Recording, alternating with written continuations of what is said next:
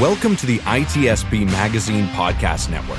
You're listening to a new episode of the Founder Pack Podcast, where your host, Brendon Rod, brings startup stories from experienced founders and other functional experts to help current and future founders get inspired and grow their knowledge with quick, tactical insights.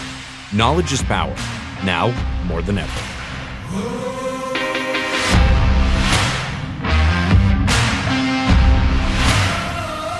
Hey Brendon, welcome to the show. Cheers. Thanks for having me. Yeah, you're welcome. It's the first time I've met another Brendon. So.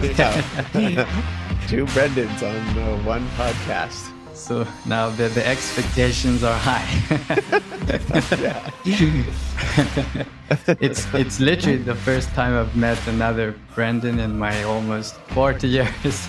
Really? Yeah. I've never met another Brendon. So yeah. I guess I need more Brandons and that kind of thing than I meet. I have met another. I went to an elementary school with another Brendon. So yeah. And we have different spelling. I'm O-N and you're A-N. Yeah, so. I'm sure you get to answer that question all the time too. So is that with an A or? All I know is my mom told me it's an Irish name. That's about as much as I know. Yeah, that's the information I have as well. Awesome. Well, thanks again for taking the time to chat with us today on the Founder Pack podcast. How is your week going so far? Anything you want to share with us that you think is relevant for other founders, seeing as though you're interacting with a lot of that community? Well, I mean, we're going to be talking about the founder-led sale, but I think something, top of mind. Well, we're sitting right now, we're recording this. It's Monday, the 21st of November in 2022. And, there's sort of the economy is not in the, it depends who you talk to, but there's some like, let's say waves out there. And just more and more, I think it's stuff we'll talk about today, but it's just so important to figure out why your product is a must-have, and B, to continue to evolve your go-to-market motions. Because I was literally just before this podcast talking to the CMO of a large tech company, and she's talking about how so many of the approaches they were using 2 or 3 years ago have just decayed in their effectiveness now, and they're having a lot of trouble because like all this content that they were really relying on to be the engine of all their leads and so forth, it's not working anymore. And obviously it puts a lot of pressure on, okay, well, what do we do now? Because you got to keep hitting the number. So those are two things that are top of mind for me right now. Yeah, and maybe it's a good idea to spend a couple of minutes just to kind of bring in your frontline knowledge about the recession, how it's impacting early stage startups. We could probably dovetail into our main topic of today, which is building a go-to-market engine. Yeah, sure. So how the recession is affecting early stage companies, I would say, there's some of the things that are obvious, like in a macro level, there's funding can be harder to come by. I am seeing just with buying cycles generally, there's more wait and see from companies, especially where something isn't seen as mission critical. But I think there's still a lot of opportunity out there. I still see, a company I work with just finished their A last Friday, I think. And this was, getting done in the middle of all that's happening right now. Valuation was fine. It wasn't ridiculous like last year's valuations, but that's okay. They're growing. They're in the game. They're doing their thing. And I think the making sure that you have a product that solves a problem for a clear persona who has a clear job to do, and that you're selling it based on a solution to that problem, and that problem is something that really matters. It's not just, I'm going to incrementally save you a little bit of time. I'm going to incrementally, those kinds of offers, especially if people don't see it as their core job, they're getting tabled right now because there's just too much other stuff going on. So it really comes down to this cliche, having a vitamin versus a headache pill. Yeah, exactly. That's exactly it. But some cliches are cliches for like good reason, right? And that's like, to me, that's like a very relevant cliche. Like I would call it a maxim, even beyond a cliche. Like it's the truth. It's the truth. Are you seeing any verticals doing better than others, or does it again come down really to the problem that you're solving? Well, that's a good question. I'm going to have to pause to think about that for a second. So there's verticals that are like more immune to this, but I think it's very individual, I guess, is the thing I would say generally. Like, you can look at healthcare, for example, as a sector and say, okay, well, they're not okay. They've had a ton of financial challenges from COVID, right?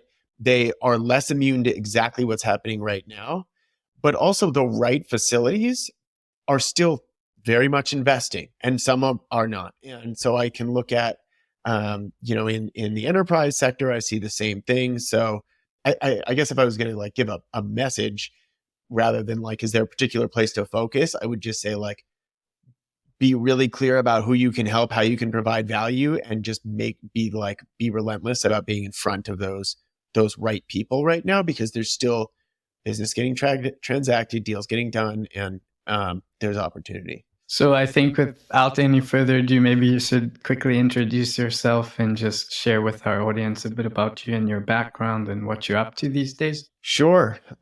So my name is Brendon Dell. I run a company called Tech Accelerate, which is a go-to-market accelerator for early stage B2B SaaS companies.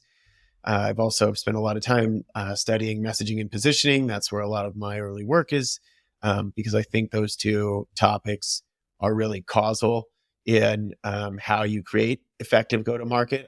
I've seen it again and again that the people, just sort of don't give that the credence that it's due, and it creates a lot of waste and inefficiency. I've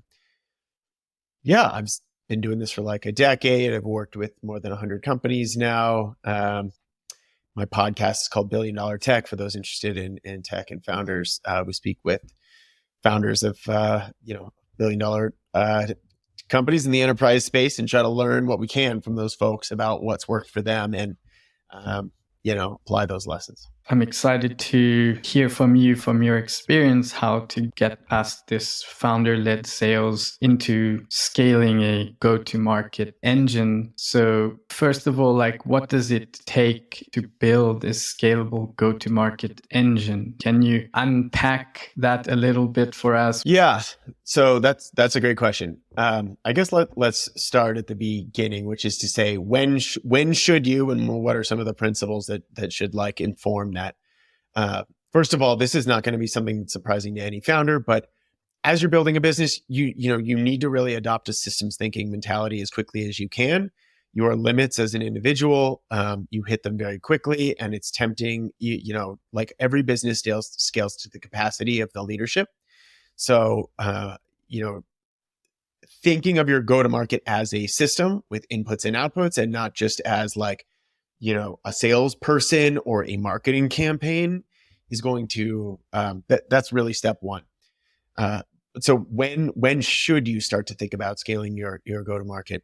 There's a lot of information out there, kind of like, that I think that really encourages to have their founders to have their hands in all baskets for a long period of time at the beginning. I think there's a lot of great utility to that pre-product market fit. And for the purposes of like, product market fit is an evolving thing. It's a moving target. It's not like one day you wake up with product market fit and you think, oh my goodness, like, I can't, like, it doesn't generally happen that way. But like, essentially, do you have some clarity around, like, are you selling the product? Are people getting some value? And are there more of those people out there that you can start to communicate with? If yes, then that's a good time to start thinking about moving beyond the founder-led sale. If you just have this thing and you're like in a closed beta, and you're not sure if people would pay for it, right? They've told you, like, all your investors' referrals told you the thing is cool, but nobody's giving you money in exchange for the thing yet. Then it's, you need to have some more conversations first. Sorry if I'm interrupting. No, please go. One thing that I'm curious to hear from you as a marketing leader or a sales leader or a founder, you're getting like lots of information coming from investors, employees, everyone bringing in their ideas. How do you go about focusing the company to be like, hey, we're only so many people and we need to focus, because like your investors will be like, hey, our portfolio is doing this and they're doing that, and Yeah, for sure. Totally. Yeah. First of all, that's it's hard. It's ubiquitous. So like if this is something you're experiencing, this happens to everyone. Well, you can't, as you said, you're on limited resources. You can't boil the ocean. So this is actually a topic that comes up a lot on Billion Dollar Tech. And it's this, it's this skill that you have to this is an unsatisfactory answer, but like you really have to get good at like having, what's that phrase? Like strong opinions loosely held, that you have a vision, but you still are willing to hear from other people, but then you have a strong enough sense of vision in what you're trying to do that you can filter and have enough confidence in yourself to say like, nope, that doesn't apply right now, and move on. And the reason I brought it up was because to me, it feels like, how can you get to that scalable engine if you're throwing so many different campaigns and tactics and approaches against the wall and hoping something will stick? I feel like you won't be able to learn. I mean, maybe it's counterintuitive because if you throw a lot of things against the wall, maybe you'll learn faster. But if you throw a lot of things against the wall with like 1% inertia, then I'm not sure you will. So that's kind of why I brought it up. So that's a super astute observation. It's 100% the case. And that's one of the big things I actually see that sort of sabotage early stage founders is that, the experiment you run today has a lagging timeline to realization. So if you start running ads today, you might be able to start to see some click detail or whatever. But so I just, on that call before this, the average enterprise buyer looks at 27 pieces of content. And this is like downloaded content before they buy, or before they enter a buying cycle rather. So you really can't measure this stuff like on a short term. You have to let it extrapolate out over 1 or 2 buying cycles, however long that is for you. And so the ability to be focused in how you experiment is really important because people, I worked very briefly with a founder last year who he turned on paid ads. He literally the next day he'd gotten one lead, whatever that closes or not, right? But he'd gotten this one lead, but then he's like, oh, I don't know, this isn't going to work. And it's like, it's literally been 24 hours and you can't operate on those be aware, but you can't operate on those timelines. How much should marketers and sales leaders educate either the founders or the team about the nature of people's buying habits? Because it's rapidly changing, as I'm sure you can speak to. Yeah, I mean, that's a good question. I think it starts with, so first of all, I think you need, like as a founder, you need to understand what goes into what does a scalable engine look like? And let's not even talk about like from 10 to 50 million, right? Like what gets you from like 1 to 10, right? Like the earlier stages. And you basically, and so this loop, it stays the same as you get bigger, but your leadership structure looks different. And so your involvement gets different. So you can really think about an engine like a go-to-market engine in 5 parts. You have a foundation. I mean, you can almost think about this like a pyramid. You've got a strategy sitting underneath the whole thing, which is something that people frequently skip. And the strategy says, who is our ideal customer, right? With specificity. What are their jobs to be done? How are we positioning to be different? And then what is the result we're going to deliver for these people? Then you've got demand creation sitting on top of that, which means how are you going to now go out to the market and at scale, create a customer who comes in, right? Like, people come in wanting Kleenex. They're not looking for just tissues. They want Kleenex, right? And that's the same thing happens in the enterprise. People don't come in looking for call recording. They want Gong. They already think Gong is the thing that they want. So you have to create that demand. The third piece is the system of demand capture, which means all these people now are aware of you, aware of your difference, aware of how you can help them. Now you conversion rate optimize to effectively bring those people into your ecosystem. The fourth piece of it is sales optimization. Yeah. is sales optimization. This is where most people start, and it's the wrong place. The big mistake a lot of companies make is they're like, all right, well, let's get an early, like a junior marketer or a junior salesperson.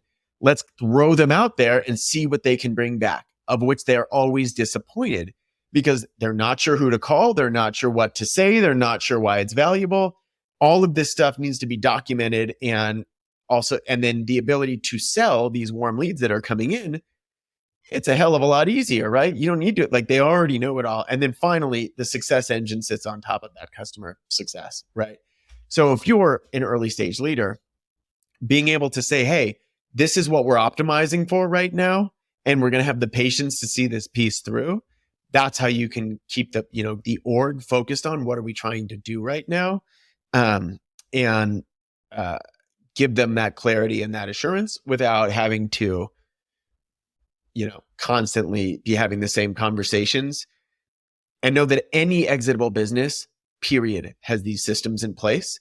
So it's going to take, it's going to have to build them. Would you say that a lot of these growing pains could be solved by the marketing and sales plan for the quarter or for the next 6 months, whatever it is? If it's a year, I don't know what your recommendations are on how far out to build your plans, but do you think like that could help align and kind of push back any deviations? I mean, I believe marketing plans should be guardrails. They don't necessarily have to be written in stone, but I think they can help to at least kind of guide the company backed up through data and buy-in before we go and execute the plan. So I guess this could be a prerequisite to building your go-to-market engine.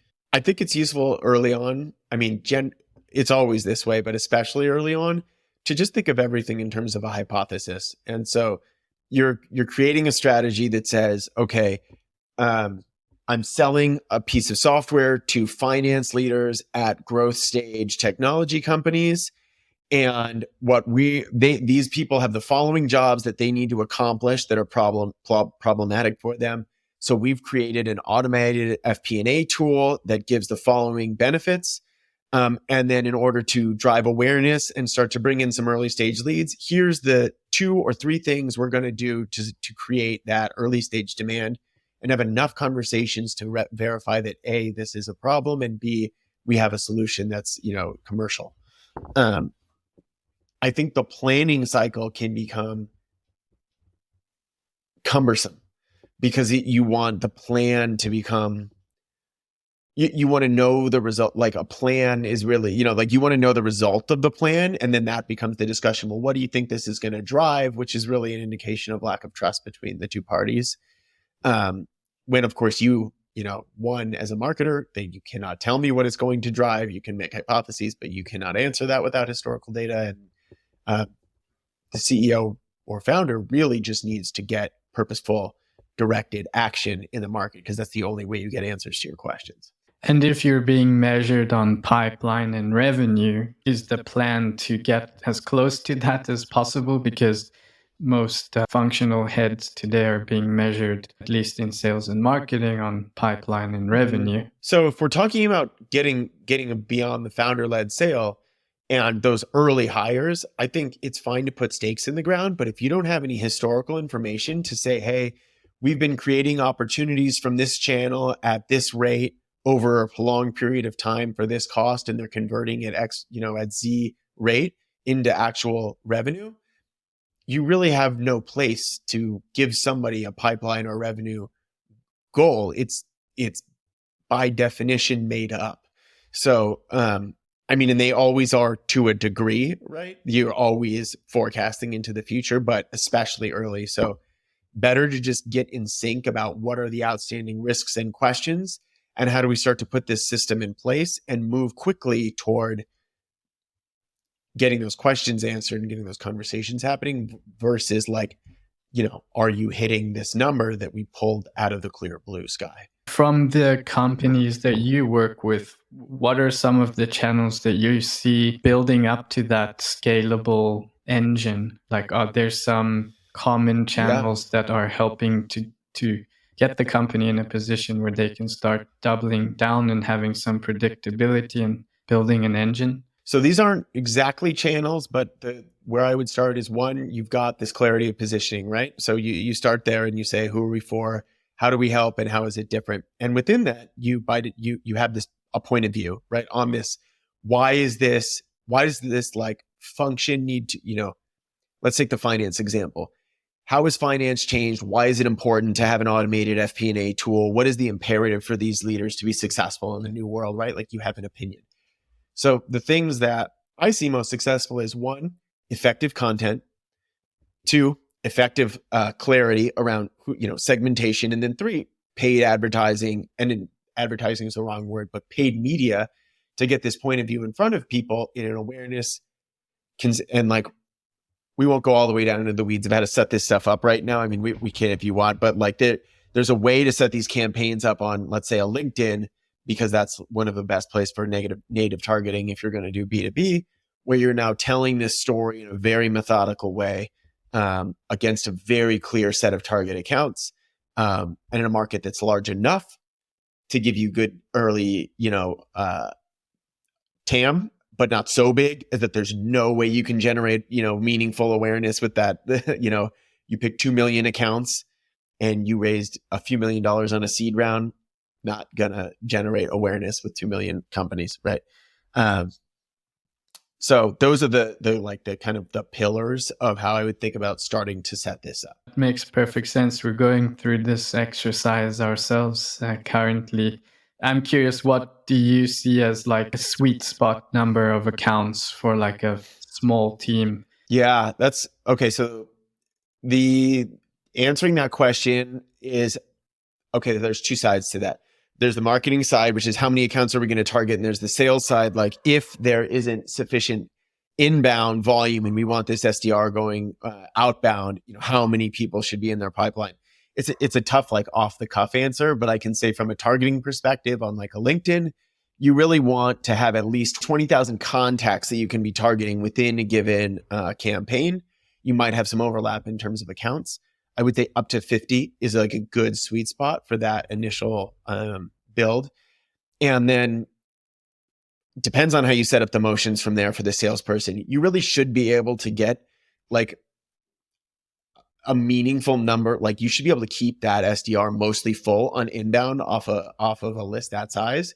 But if they need to go outbound as well, then it starts to become a conversation of what tech do you have in place? Like, are you looking at intent? Are you looking at, like what's the best way to repurpose that time? But you're not going to have anybody meaningfully cover more than like 100 accounts plus take inbound from there. That sounds about where we are. We're looking at about 50 accounts and trying to see how we can turn that into an account-based program based off an event that we attended. Some of the struggles that we're having is like, how do we engage with the people that we didn't meet at the event? So we can follow up with the people that we met, hoping that they're going to be warmer. But then what are some best practices around ABM when you're trying to get the attention of the other folks in the buying cycle without looking like you're going behind the back of the person that you met at the event? So this comes down to the pyramid, essentially. Like the question would be, first of all, do you feel like you have clarity of positioning and benefit, and you can articulate that well? So like let's do it, right? Like what do you sell, and what is it, and how does it help people? So we're constantly iterating on the message, but essentially the product is a continuous disaster recovery solution for Okta. We sell only to Okta users, and that's our ideal customer, the practitioner who's working with Okta, and then the buying cycle would be like the CIO, the CISO. It really depends in B2B based on the size of the company, which is another challenge you have to understand when doing your account-based mapping. Like, okay, who are the ideal customers within 1,000 to 5,000 employees, And does it change according to the vertical? So there's a lot of like moving parts. So is continuous disaster recovery a new concept, a new paradigm, or an established category? Meaning, is it a brand new thing that nobody's, I'm not defining this for you, but for anyone who's listening who's unfamiliar with the terms. Yeah, it's a new category. Are you the only one who's taking that position right now, continuous disaster recovery? Yes. Are there other people? Yes, okay. We're first to market, and we're hoping to start owning certain terms and language and verbiage. So you've got if you go then, if we feel like we've got, and you're taking the right approach, that you're doing this on an iterative basis, that if we take the approach that, okay, we have some clarity around who we are and how we help, the next question is, how do we create demand around that, right? Second pillar. So the question of how do you re-engage people that you didn't talk with at the event, it's, do you have content that it's evangelized? So like, what's the problem with the status quo, right? If you're going to create a new category, there has to be a point of view that the way you're solving. So a new concept, again, just to define those terms for anyone who's listening, a new concept is this idea that it's an entirely new solution. It's not something people have heard of before. There's no budgets in place. They may not even know that there's a problem. A new paradigm is retooling an existing process. It's something like how Salesforce said, hey, there's already Siebel CRM, which is on premise, but we're cloud-based CRM. Or you can see many examples of new paradigm in SaaS. Then established categories, anything that's a commodity where there are many of them, all competing on the same term, like all CRMs now. And so how you bring those individual kinds of solutions to market are different. But so for you, the challenge becomes then, how are we going to educate around what's this villain, right? So Salesforce said no software, right? The villain being you've got this on-premise thing that's expensive and you can't keep up with it, and so on and so forth. So it's not a question of how do you re-engage the people who didn't, talk with you. It's how do you create a system of creating demand that's so robust that these people know who you are, know what your point of view is. So when they start evaluating this problem, they come to you already believing you're the answer to their problem, which is unsatisfactory because it's a longer term play, but it's the play that is effective because you can be busy all day taking demos. It sounds nice for your investors, but it doesn't turn into money. And this is something I see a lot. Yeah, I love that response. I'm 100% with you. So do you notice a decrease in the sales cycle through this approach of like educating the buyer through content on social versus going after them cold? Where do you see the benefits? Yeah, so it's across the whole. So there's a couple of things here. Is the sales cycle shorter? The sales cycle is not going to be shorter at first, right? Because there's this period of indoctrination, for lack of a better word, right? Where people are going to, have to hear about you and agree with you and build that relationship of trust, which happens over time. But as it starts to work, what you'll start to see is people will come in saying things like, oh, I totally agree with you guys about disaster recovery. Like, they want to see your stuff, but they already believe you're the right solution for them. And so they don't come in the same way that's like, hey, we need disaster recovery and, you're one of 6 people and we know it costs about this much. So how much is it for you guys? Like hiring a gardener, right? You call a gardener, it's like, okay, I want my lawn cut. How much are you going to charge me to cut the lawn? And because this guy said 100, will you do it for 100? Whatever the numbers are, you want to get away from that commoditization. And so that's what this approach does over time. What else you'll see is that by doing this, you're avoiding the race to the bottom on price, and you're already coming in as the chosen vendor. Okay, now we just should not screw up. Yeah. And so there's actually a lot of research around this. There's a study called The Long and the Short of It by Field and Binet, who they study B2B marketing effectiveness.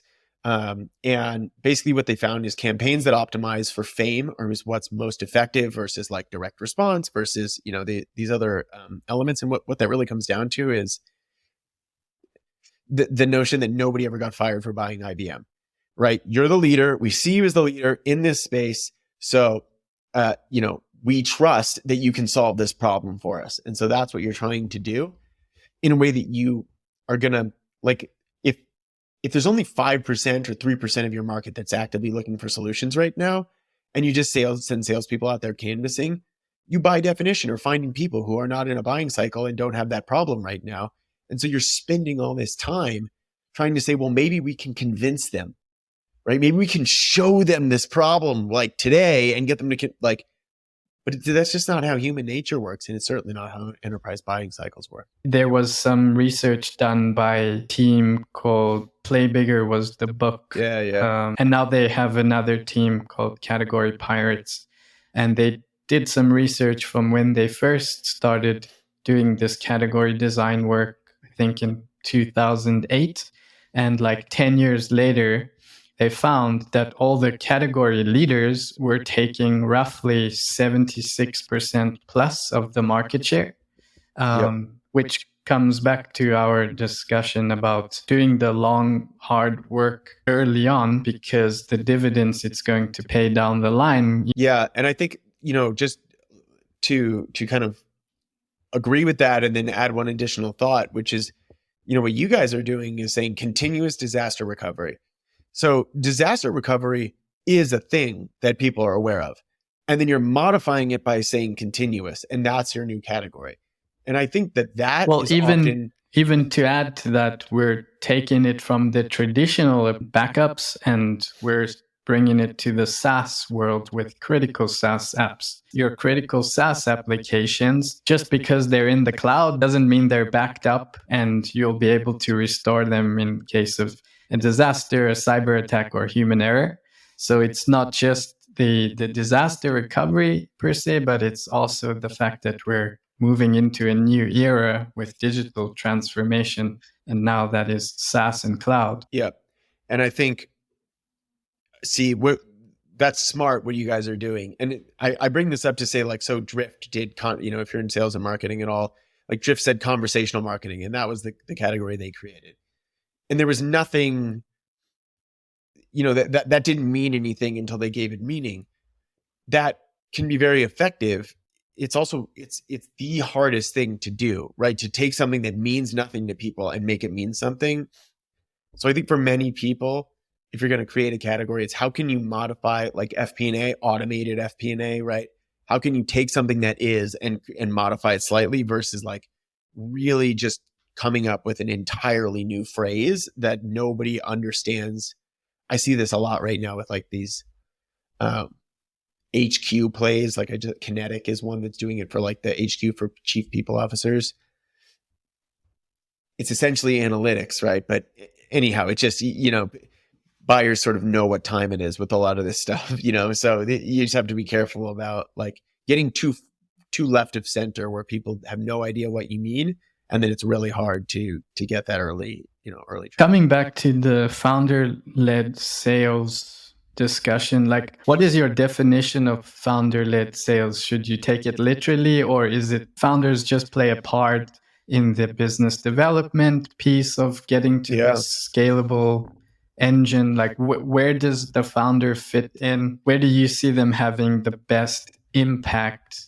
And then like what can they sort of hand over, and where should they focus their time after this? So one of the traps that I see happening a lot is that the initial traction comes from networking, maybe some social stuff, referrals from investors, which is all fine, right? That should happen, but it's not scalable. And then once you do start to do those things, the founder is usually, or co-founders, they're subject matter experts of some kind. Either, like to take your example, maybe they came out of disaster recovery, or maybe they built a sale piece of like sales software and they came out of sales, or they built, finance software and they came out of finance. So when they go and they sell to that same buyer, right? Like I'm a former CISO and I created some security software. They speak CISO. So they can kind of listen and tailor, right, in a way that is a non-scalable function as you go. So they get stuck because they either get stuck on demand side, they're not creating enough demand, or they get stuck on conversion side, they're not having the right conversations turn into money because they're sort of the linchpin in the whole thing. So this is why you say, where are they most effective? It's one, being the subject matter expert at scale, meaning creating the content that shares the point of view, and B, documenting the process that they're walking people through and teaching it to someone else so that they can do the sales calls. And they're never going to close at the same rate as a founder, but that's how you grow. So the founder should help marketing kind of build out the stories, the content. Should the founder take the stage in the beginning more than the company would like because there's no one else to really replace him as the thought leader, or are there creative ways of sharing his voice amongst the company? Yeah, I think, how long should he or she be like the face, like that's a sort of, I think that the critical thing there is that, so what a lot of companies get wrong with content is that they share BS, basically, right? Non-interesting, non-unique, Googled stuff, right? And so no one by definition cares. So they should be the center of that thought leadership for the period of time it takes to bring in someone else who has a credible authority who can pick that up. Like User Testing is a company that I worked with for a long time, and their founders all came out of that side of things, UX and product development and so forth. And then Janelle was her name, like over time, she became like the expert, essentially, right? Like she really was known by that industry and was everywhere sharing best practices and really had a unique point of view that was valuable, that she could share with that business. So that, and this doesn't need to be hugely taxing for the founder. You come up with, okay, like what is your strategy? Then what are your content pillars? And then what are all the questions that people have underneath this? Then 1 hour a week, sit with the founder, get them to answer questions in a concise way, cut that up into video, write posts for them, and then run paid against your TAM in an awareness campaign to expose people to that early stage content. And now all of a sudden your founder is educating your whole market at scale. And you're, by the way, building retargeting pools that you can use for conversion offers as you build this out.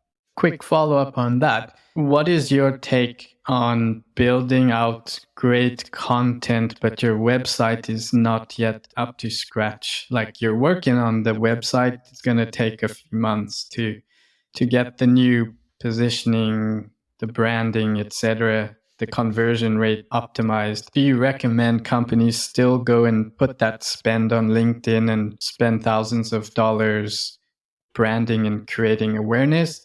Or should they do it organically until their website is kind of more up to scratch and then turn on that beginning of your go-to-market engine with your content and with LinkedIn and paid behind it? I've worked with more than 100 companies at this point. I have yet to meet a company that felt like their website was in a good place, like categorically. Nobody ever thinks it's done. So what I would say is... Yeah, I mean, like if your old website is kind of talking a different language because you haven't... Change the homepage, right? Like get a landing page up there that says, what is this thing? Who is it for? How does it help? And what is the unique result it creates? You can do that in an afternoon, do something simple and start getting demand. People are going to want to, get them to talk to a human being and have those conversations. You're going to learn a lot more that way. And obviously you want, over time, you want your website to be like your best salesperson and to be educating the market and all those good things. But that's what I would do.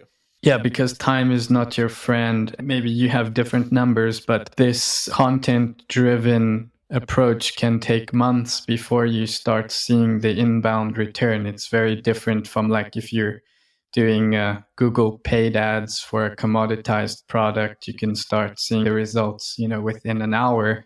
But when you're creating a new category, educating, it takes much more time. So I guess there's no time like now. Here's the other thing I would say, like, okay, so say you're going to bid against, let's say you're going to do disaster recovery keyword terms, right? And you're going to go out and you're going to So if there's leaders in that space that people are looking for, I would really look at what you're, and if you can do this, great, right? But like if it turns into money, but look at your trailing revenue and look at, are you really getting the right, like, yes, you may get the blinking light that says like, oh, we got a form complete, or we got, a lead on LinkedIn, but like, is it the right person?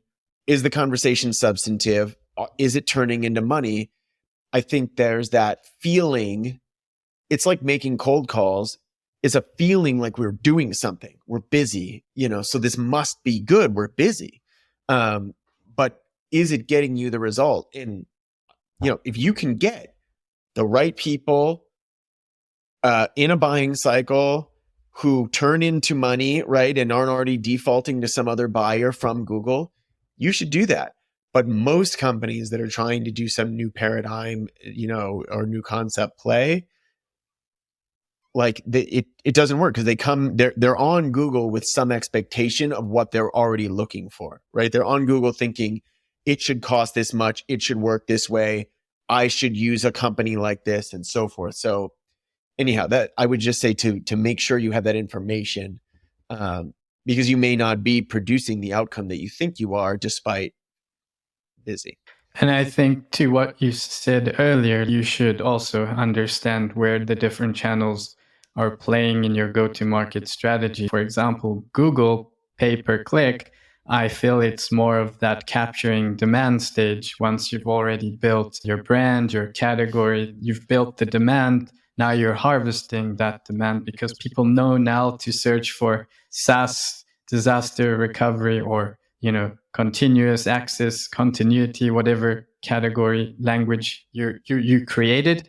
Now it's a search term, but you first have to go and build demand before you can capture it. I see you want to add something before we put a bow on that topic. Oh, I was just going to say that you could spend 6 months building out a whole strategy to try to bid on, your competitors and all of these things that are supposedly going to get you these quick wins that don't actually net out the way that you think that they will. And so, yes, there is a lag time between these, these like starting to create the demand, but it's just the same way that when you're building a product, you wouldn't say, hey, engineer, I've got this idea for a product, like, get me a continuous disaster recovery service by this Friday. Like, that's an obviously, it's an unrealistic result. You're going to have to build the thing, and that's what to commercialize the innovation. Now you're going to have that lag. So I wanted to come back to something you said in the first couple minutes of the show. You said you've been speaking to lots of founders in the last weeks or whatever, and you had discussions about all the old playbooks of go-to-market engines that are not working anymore. Can you share a little bit about what some of those things are and what you've been advising? And if we've discussed it already, that's fine. We can move on quickly. I think it's just around what content marketing means. And it's, there's been this playbook in SaaS for a long time that you write an ebook, you gate it, you drive traffic to it, you capture an email, that email gets a drip sequence and some follow-up phone calls. And that's what you call a lead. And that's what you call a sequence. But even what you're really trying to do is create a customer, right? You're trying to create a buyer, someone who knows who you are, knows what's unique about you, agrees with your point of view, and then wants to do business with somebody like you. And so an ebook is a perfectly fine place to capture that information, but then you need to be distributing in a way that's true to how people actually consume information now, which is in sound bites, on social, in all the places where they already go. And it's a hard pill to swallow because you don't get that blinking light the same way. But that's what I'm seeing a lot, is that people who are heavily reliant on these old school demand gen waterfalls of like, okay, we created MQL. Like, you don't need that contact information, right? The contact information is all out there. Like, go get a Zoom info subscription or whatever.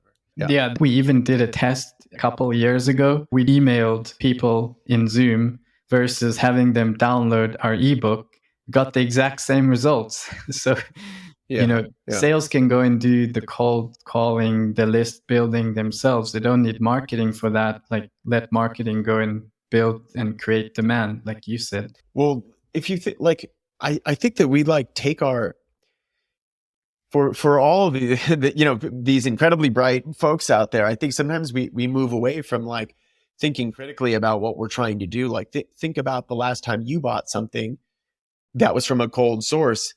Maybe you saw, an ad, you looked at the thing, then you went away, then you saw a different ad and a third and a fourth, and then you went to a conference, and then you talked to your friend and your friend told you about it, and fast forward 9 months, and then you actually go and have a conversation with somebody.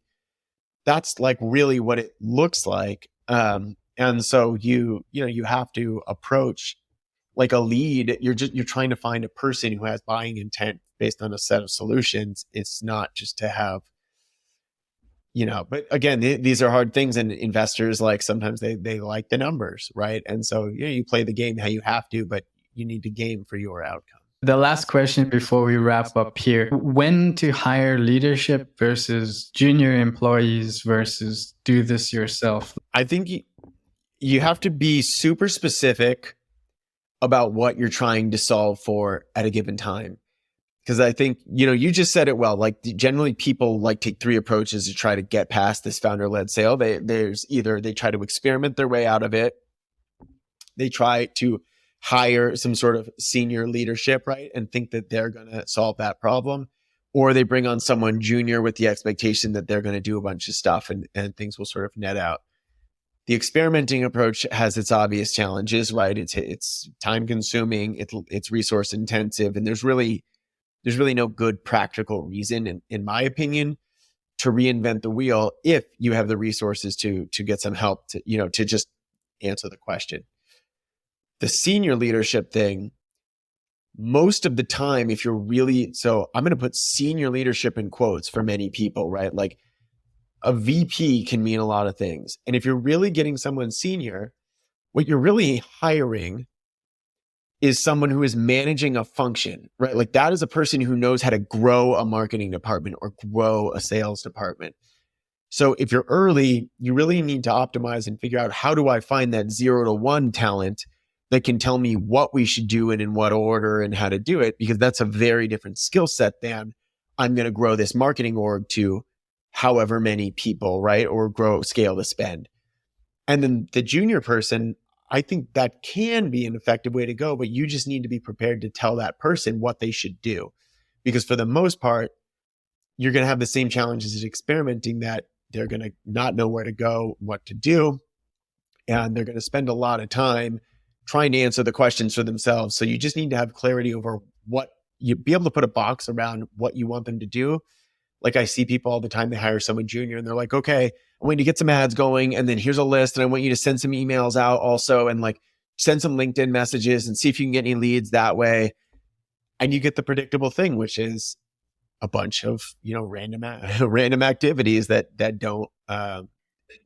don't build back to that system, right? I think they call it ROM, random acts of marketing. I like that. I haven't heard that. It's like the equivalent of doing things half-assed. Yeah, totally. So I think those are some of the caveats. And I guess the TLDR there is like, early on, you try to find somebody who has who's done the 0 to 1 thing and can bring you there faster, so that you can get to the right leadership hire without, spending whatever that number, $200K and a bunch of equity to try to bring somebody in who then, has never actually like walked through that step. I love it. It's been a super strategic and tactical episode. Is there anything you want to share before we wrap up here today? I guess if there's founders out there who are trying to figure out the 0 to 1 process, we'd love to chat with you. You can check out brendondell.com. You find us there. If you want, we can share one fun fact about you before we end off the episode. Usually I ask it in the beginning of the show. Oh, goodness. One fun fact? I don't know where to go with that one. Okay, here's something that nobody knows and that is going to be too much information. When I was in elementary school, I was stabbed with a lead-based pencil in my leg on accident by a friend. And I'm nearly 40 years old, and I still have that mark in my leg almost 40 years later. So that's something that almost no one knows. Yeah, a friend of mine had a similar experience, but he got shot by his brother, and he still has the Oh my God. he still has the bullet in his leg. It got pumped through his Jesus. lungs into his leg, and Oh It my just- God. That is a lot more severe than mine. That is significantly more accidents severe do than mine. happen. So yeah, you gotta appreciate goodness. every day, and I really appreciate you taking the time to join me. Thanks Are for you a having LinkedIn me. guy? Can we share your LinkedIn profile in the notes? Yeah, absolutely. Yeah. They can find me on LinkedIn. I'm also on Instagram at the Brendon Dell.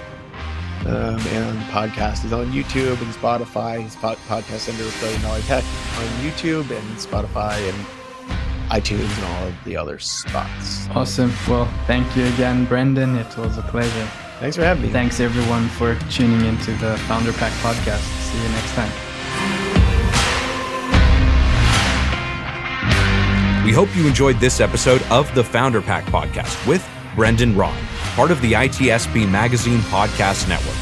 If you learned something new and this podcast made you think, then share the channel and itspmagazine.com with your friends, family, and colleagues.